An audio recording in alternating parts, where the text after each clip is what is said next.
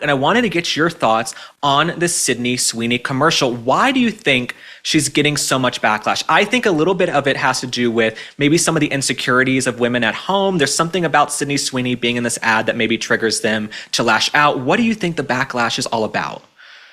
Well, I probably have made more jeans ads than any human on the planet. I worked for Levi's at 23 years. I worked at an ad agency on Levi's for 3 before that. I worked at Gap. I got 30 years worth of jeans ads. So I will tell you, there is nothing new here. There's nothing new under the sun. This looks like every jeans ad from the 80s and 90s. It's a hot girl in jeans, not just jeans ads. You're young. I don't know if you remember the Cindy Crawford Pepsi ad.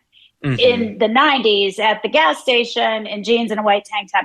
Pretty girls in jeans looking hot sell stuff. And guess what? Hot guys looking hot in jeans sell stuff too. That it's an age-old formula. So do cute dogs and men with babies, like hot guys with babies. It works. It's not complicated. And I think it just feels like this sort of like revenge of the normies and this resurgence of just being normal. This is what we like. It's normal. She's beautiful. She's an it girl. She's got 25 million Instagram followers.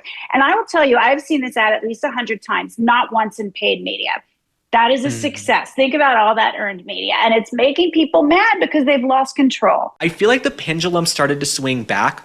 We really started to take back the culture war with the Dylan Mulvaney Bud Light situation. Oh, yeah. I feel like the backlash to Dylan Mulvaney and Bud Light, where people said enough.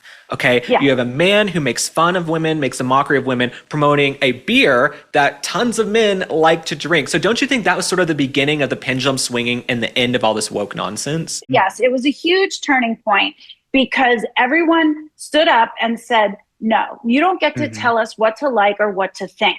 It wasn't, of course, the mainstream media wanted to make it about transphobia and bigotry. It isn't. These are red-blooded American men. They like to look at hot girls, and that's been a mainstay in beer advertising.